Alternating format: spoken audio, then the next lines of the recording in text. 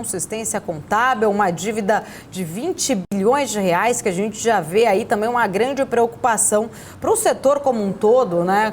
Que também pode sofrer os reflexos. Bom dia. Sim, sim. Chama muita atenção, Paula, especialmente a magnitude, né, dessa dívida, né, porque é isso que é, no fim do dia, uma operação muito conhecida já no segmento de varejo, né, a gente chama ela de risco sacado, né.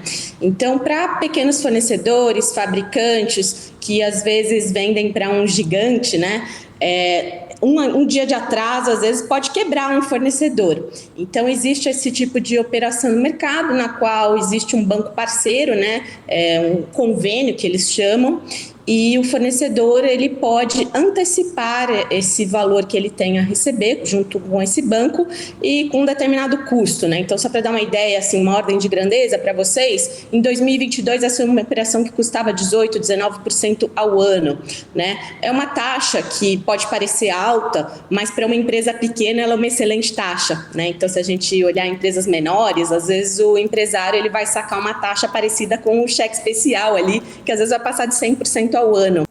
Então, ela é uma operação muito vantajosa, só que a empresa que assume esse risco, né, então no caso a Americanas, ela para de dever para esse fornecedor e ela começa a dever para o banco. Então, ela precisa destacar isso no seu balanço, que é uma operação similar a uma dívida financeira. Alguns varejistas, eles destacam uma linha lá dentro da conta de fornecedores, eles chamam de fornecedores convênio, por exemplo, a Via faz esse disclaimer, né, esse destaque ali no balanço dela. Então, quando eu olho os números de lojas americanas, a gente já tinha uma certa desconfiança de que alguma coisa ali não fechava a conta, mas longe de imaginar um estouro de 20 bilhões de reais. Então, para dar para vocês alguma magnitude, né, do que eu estou falando. É uma empresa que está faturando aí um pouco mais de 50 bi ao ano, com custos, né, ao redor de 19, 20 bilhões ao ano, né? Então, esse é o valor que ela paga para seus fornecedores de bens e serviços. Uma parte disso ela tem prazo, né? E aí, se a gente pegar a conta de fornecedores que a gente vê ali no balanço, a gente vê 5 bilhões de reais nas demonstrações financeiras que eles reportaram em setembro. 5 bilhões de reais dividido por 20 ali para fazer conta fácil, você vai ficar com mais ou menos uns 3 meses de prazo. 3 meses de prazo é um prazo normal, pensando no porte de empresa, né, no segmento. No entanto, quando a gente conversa com fornecedores na indústria, a gente sabe que a Lojas Americanas não paga seus fornecedores em 3 meses. Eles tendem assim, a pedalar um pouco esses pagamentos. Essa já é uma prática de longa data. Eu acho que o prazo mais adequado ali para avaliar uma Lojas Americanas é algo ao redor de 180 dias. Então, 6 meses, que é um prazo muito longo para muitos fornecedores, viu, Paula? Se eu botar isso na conta, né? Vamos falar, ele paga em 6 meses e não em 3, eu conseguiria justificar para você uma diferença de 5 bilhões de reais, mas não de 20. Nem se eu dissesse para você que ele paga em 1 ano esses fornecedores, eu conseguiria justificar uma diferença de 15 bi, mas ainda não de 20. Então, o que mais me assustou nesse primeiro anúncio é a magnitude desse número, viu, Paula? Para complementar aqui, acho que um ponto muito importante, que acho que até a maioria de quem está posicionado no papel tem essa grande preocupação diante de toda essa, né, desse rombo aí, dessa dívida, do valor que ela tem hoje, de todas essas situações. É a pergunta né, que muita gente deve estar se fazendo. Será que realmente Lojas Americanas pode vir aí a decretar a sua falência, falir exatamente, né? Não conseguir fazer esse tipo de recuperação desse valor como um todo? Essa é uma possibilidade, sim, porque hoje eles têm um patrimônio líquido ao redor de 15 bilhões de reais. Então, se esse ajuste for inteiro feito contra o patrimônio líquido, a gente já fica com um patrimônio negativo em 5 bilhões de reais. Da parte de endividamento, hoje eles têm uma dívida bruta aí de um pouco mais de 20 bi, né, com um caixa de 8, então vamos falar que é uma dívida líquida aí entre 12 e 13 bi. Se eu colocar mais 20 bi de dívida e essas obrigações com fornecedores, elas são dívidas consideradas de curto prazo, né? Então, a gente passaria para uma dívida líquida superior a 30 bilhões de reais, né? 33 bilhões, para ser mais precisa. Então, 33 bilhões de reais, dos quais 22 no curto prazo, é uma liquidez muito grande para um horizonte de 12 meses que é necessária. Eu não imagino que essa empresa conseguisse fazer uma capitalização dessa magnitude imediatamente, Paula. Então, uma situação bastante delicada. Isso mostra porque que a ação já abriu, né, apontando quedas tão expressivas. O valor do equity, né, que a gente diz, porque o que é o valor da companhia, né? É o quanto vale o equity, né, o valor que os acionistas têm nela, mais o valor que os credores têm. Então, essa passa a ser uma empresa apenas de credores e, eventualmente, ela consiga equacionar essas dívidas. Mas é uma quantia muito expressiva em um momento de mercado muito desafiador. Seria uma diluição assim, colossal para os acionistas atuais se ela precisasse de uma capitalização. Então, uma situação muito delicada e pode evoluir para um evento mais extremo, como uma falência, como você mencionou, sim, Paula, não é um evento descabido a essa altura, não. Paola, eu tenho uma dúvida aqui, inclusive a gente estava acompanhando algumas aspas lá do Rial, falando naquela entrevista, né, naquele evento privado, né, na conferência privada, que ele está falando aos acionistas. Ele citou o seguinte: se os bancos quiserem acelerar a dívida, aí vai ser questão judicial, vão ter que judicializar a questão. A minha dúvida em relação a isso é que, como você falou, ela tem a dívida com os bancos, a empresa tem a dívida com os bancos, ela paga em determinado período de tempo, e então, quando eles dizem dessa inconsistência, os bancos poderiam querer antecipar o recebimento para minimizar ou mitigar os riscos de crédito. Seria isso? E aí poder entrar nessa questão judicial, mas aí a empresa também não teria como fazer esse pagamento. Isso seria mais um problema a ser enfrentado para a empresa nesse momento. Sem dúvida, Felipe. Isso aí vai ser gatilho para uma série de preocupações, né? As dívidas que eles possuem atuais certamente têm covenants, né? Que é um jargão financeiro para dizer sobre exigências que os credores fazem quando eles dão esse crédito para a companhia. E, em geral, existem níveis de solvência que os credores exigem. Então, são coberturas, por exemplo, de que o nível de geração de lucro operacional cubra um percentual da despesa financeira, são volumes de alavancagem em relação ao patrimônio da companhia. Esses são os mais conhecidos, mas podem ter outros específicos que esses credores, e eu tenho certeza que cada uma das dívidas deles devem ter cláusulas específicas. Em geral, isso não é público ao mercado, mas é de praxe. Então, certamente existem eventos que são gatilhos que, se atingidos, os credores falam: não, então eu tenho uma prioridade de receber aqui, nesse cenário, ou num determinado cenário nós vamos repactuar os juros. Mas, enfim, se fosse uma quantia menor de ajuste que a gente estivesse falando, certamente seria um caso para negociação.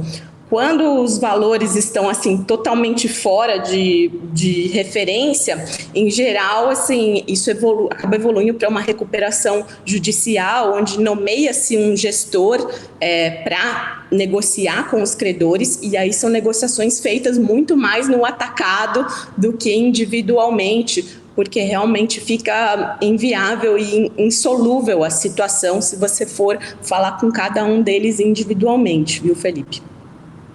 Paula, uma outra dúvida aqui, estava até conversando com a Paula um pouco mais cedo, né, em relação à divulgação dessa inconsistência. O Sérgio Rial chegou há pouco tempo, né, 11 dias no comando da empresa, já percebeu essa inconsistência, ficou naquele dilema se revelaria ou não, acabou revelando e aí trouxe toda essa consequência negativa para a empresa.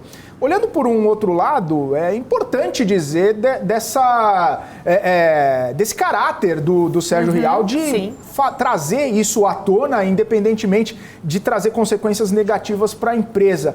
Isso poderia ser visto de alguma forma como uma questão positiva E claro, né, tem a questão financeira que é muito impactante, só que a postura do CEO diz bastante sobre a postura dele, né? E aí a gente percebe a possibilidade até mesmo de pessoas e instituições entrando com ações judiciais, tanto no Brasil quanto lá no exterior, em relação às perdas que podem vir a ter, né? E a gente já viu no pré-mercado aí que essas perdas vão ser bem fortes. Eu queria saber da sua visão sobre essa postura de governança mesmo, né? Se isso pode trazer entre aspas, alívio em relação a toda essa questão negativa sobre a empresa. Olha, Felipe, a minha opinião pessoal é que, independente do quão ruim seja a realidade, a verdade é sempre melhor do que a mentira, né? Então, sem dúvida, assim, o Sérgio Rial tomou uma atitude correta. Agora, o que chama muito a minha atenção, imagine um executivo que assumiu no dia 1º de janeiro, que era feriado, então vamos assumir que ele começou dia 2, em 7 dias ele conseguiu ver que faltavam 20 bilhões de reais nos livros, né? Então, devia ser algo que realmente estava, assim, saltando aos olhos, porque ele é um executivo, sem dúvida, muito experiente, né? Tem um sólido histórico em bancos, estava estreando ali no varejo, mas então chama um pouco a minha atenção, assim, que tenha sido tão fácil perceber isso, né? E as lojas americanas, assim, não nos esqueçamos, ela tem um ticker novo ali, o Ameritrade, mas essa é uma empresa que está listada na Bolsa desde os anos 40. Né? Então, ela já tem 80 anos listada. É um histórico muito longo, é uma empresa que eu acompanho aí há quase 2 décadas e foi sempre uma empresa muito fechada, com um disclosure muito baixo de informações, que não participava de eventos, que nunca falou muito sobre seus números, sempre tiveram executivos que eram prata da casa, nunca teve executivos de mercado, tanto é que a ação subiu muito quando eles anunciaram o Sérgio Rial, porque ele trouxe toda a reputação dele para a companhia. Então, sem dúvida, ele tomou a decisão correta, né? Se ele não fizesse essa divulgação, certamente seria taxado como conivente, porque isso aí ia vir à tona em algum momento, né? Sendo uma operação de risco sacado, na qual existem bancos envolvidos, em algum momento esses bancos também iriam questionar. Então, imagine um banco, vamos supor que um banco tenha 1/3 desse volume de operações. Isso já é quase do tamanho do valor que está bucado lá na linha fornecedores. Esse banco poderia questionar isso, né? Então, em algum momento isso iria acabar aparecendo. Agora, Felipe, eu não posso deixar de pontuar aqui que para uma empresa que já está tendo uma questão que leva desconfiança com relação a seus números, aí ela vai lá e faz um call disseminando informação de maneira seletiva apenas para clientes do BTG Pactual. Isso chama um pouco a minha atenção, né? Esse aqui é o momento de mostrar a cara, trazer mais transparência para o mercado. A forma correta de fazer isso seria ter sido colocado um call aberto para qualquer pessoa. Então, imagine um investidor pessoa física que não é cliente do BTG Pactual, ele não vai ter direito a ouvir o que o CEO da empresa, que acabou de identificar um grande escândalo e está saindo da companhia por causa disso. Poxa, não me parece, né, correto. Mas, enfim, capítulos a ver, a seguir, né, ainda nessa questão de governança que vai passar por um escrutínio forte aí nos próximos dias. São vários pontos, né, Paola, que a gente ainda precisa aqui discutir, entender, abordar. Quero aproveitar, vou pedir aqui só um minuto, né, que você continue aqui com a gente, que eu tenho outras perguntas, mas eu quero aproveitar a nossa audiência, né, a audiência que está aqui chegando, alta por sinal, hoje aqui na BMC News. Agradecer você que está aqui acompanhando a gente. Por favor, verifique se você está inscrito aqui no nosso canal, faça a sua inscrição aqui na BMC News, sempre muito importante para a gente, né, esse número de inscritos. Já somos somos o canal mais assistido do mercado financeiro e de longe aí, mas ainda faltam poucos números aí para a gente alcançar a marca do número de inscritos, né? E se tornar o maior canal efetivamente na plataforma do YouTube. A BMC News está em outras plataformas, inclusive, né? Estamos aí caminhando para novidades em breve, alcançando aí um número maior de pessoas, mas peço que ajude a gente nessa inscrição aqui no canal do nosso YouTube. Se você estiver assistindo a BMC pelo Profit ou através de outra plataforma, dê um pulinho lá no YouTube, faça sua inscrição e ajude a gente também. Eu quero conversar com a Paola ainda sobre outras questões, principalmente sobre Americanas, mas eu vou com a Débora agora primeiro, para a gente atualizar o setor como um todo, viu, Débora? Porque a pergunta aqui no chat agora é uma preocupação com o setor inteiro do varejo. Mas vamos ver como que está o setor neste momento, já que a Americanas ainda segue aí em leilão. Ele segue em leilão e está no limite do topo ali de queda permitido no leilão, 75% até então, Paula, né, desde o momento, né, que a gente vem acompanhando o pré-mercado, no setor inteiro todos os papéis caem, né? O pessoal comentando ali, perguntando com essa dúvida, né, se isso ia acabar atingindo, a gente sabe que no final das contas pode desencadear aquele sentimento ali de cautela e de incerteza em relação também, né, à contabilidade, os números das outras companhias. Então, tal prova ali, a gente já tem Via caindo 14,23%, Magazine Luiza caindo 9,24%, C&A 7,6%, Grupo Guararapes também cai agora 4,77%, Natura mais de 4% de queda, Marisa 5,76%, Grupo Soma 3,14%, Alpargatas cai 2,97%, Lojas Renner, a menor queda do setor por enquanto, 1,68%, a Laide também cai, Grupo Soma 3,24%, ou seja, todo o setor, né, numa queda forte, principalmente as grandes varejistas, Via e Magazine Luiza, Via com a queda maior, mais intensa. Lembrando que esse era um setor que já vinha muito descontado, que já vinha realmente acumulando muitas perdas. No ano passado, né, foi o bloco de varejo ali que mais acumulou perdas no ano de 2022, ainda no efeito, né, pós-pandemia, isso vem se arrastando desde então. E uma notícia como essa, Paula, deixa ainda mais delicada a situação do setor, né? E essa é a maior dúvida, né, Débora? Para muitos investidores aí do setor de varejo. Eu quero voltar com a Paola. Paola, várias perguntas aqui no nosso chat, né? Nem vou citar aqui o nome, mas basicamente a pergunta é a mesma, né? Se esse problema, especificamente com Amerteiras, pode contaminar o setor como um todo do varejo, abrindo inclusive suspeitas, né, sobre a questão contábil, sobre os dados apresentados, reportados aí por essas outras companhias. Pode, sem dúvida pode, porque é uma companhia auditada há tantos anos, né? E aí você pensa, se o auditor não pegou isso na Amer 3, aonde mais ele não pegou, né? Então, sem dúvida, vai gerar uma desconfiança. No entanto, Paula, eu preciso dizer, eu não acho que todas as companhias tenham práticas tão heterodoxas como a Amer costumava ter. E isso eu te digo porque a gente conversa muito com fabricantes na indústria, né? Então, você sabe quem é bom pagador e quem não é. E a Americanas já era conhecida, eu mesma já ouvi de fornecedores que falaram que não queriam vender mais para Americanas em nenhum preço, principalmente porque eles atrasavam muitos pagamentos, né? Às vezes combinavam 3 meses, aí depois falavam, não, mais 3 meses, aí quando ia dar o 6º mês, falava assim, então tá bom, você quer receber aquele pedido que você me fez lá no passado? Então me faz um pedido novo, quando chegar o segundo eu pago os 2 juntos. Então eles sempre foram muito duros nessas negociações com seus fornecedores, usavam muito sua escala ao seu favor, né? É claro que daí a ser duro na negociação, a não registrar as transações corretamente nos seus livros, existe um grande gap, né? Mas, enfim, eu não acho que todas as empresas trabalhem dessa mesma forma, mas o susto inicial é assim, em geral, no mercado. Primeiro existe uma correção geral, e aí depois o mercado olha com mais cuidado, e aí as coisas corrigem como tem que ser.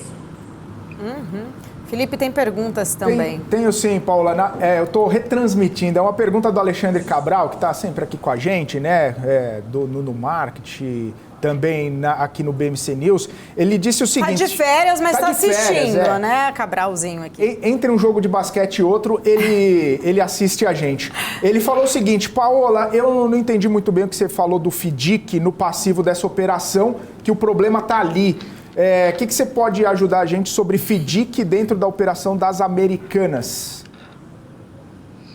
Eu não sei exatamente desse FDIC, viu, o Felipe? Eu vou ficar devendo essa. O que a gente sabe é que ele não destaca no fornecedores o que é feito via convênio, né? E que nós sabemos também que desde que a AME virou uma instituição financeira, eles começaram a usá-la também para fazer essa operação de sacado, além dos bancos. Então, nós não sabemos o volume de operações dentro dessa natureza que foram feitas. Essas são transações, né? Eles apontam 20 bilhões de reais, não sei se é tudo referente a este valor, mas se a gente pegar, por exemplo, o custo de mercado dessa operação no ano passado, que foi ao redor de 18%, 19%, vamos falar que é 20%, para fazer conta fácil, né?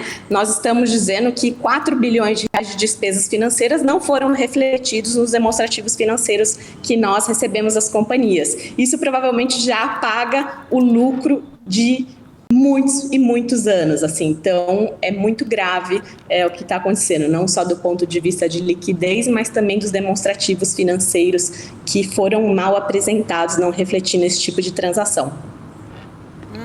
Paola, uma outra questão também, né, importante aqui, o quanto isso pode acabar afetando outras empresas do grupo, né? Mais cedo a gente estava falando, inclusive no pré-mercado, de uma queda bem acentuada de Ambev. Eu não sei como que está agora neste momento. Inclusive, Débora, você consegue me auxiliar? Estava em leilão, caindo. Já saiu ou ainda não?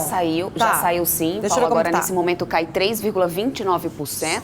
Tá? No pré-mercado até chegou a cair bem mais do que isso. O Felipe tinha atualizado vocês. Agora na abertura 3,36% a R$ 13,82. Já deixa um gap também aqui na abertura mesmo assim. Nesse momento a queda é de 3,36%. Então para a Ambev, Paula.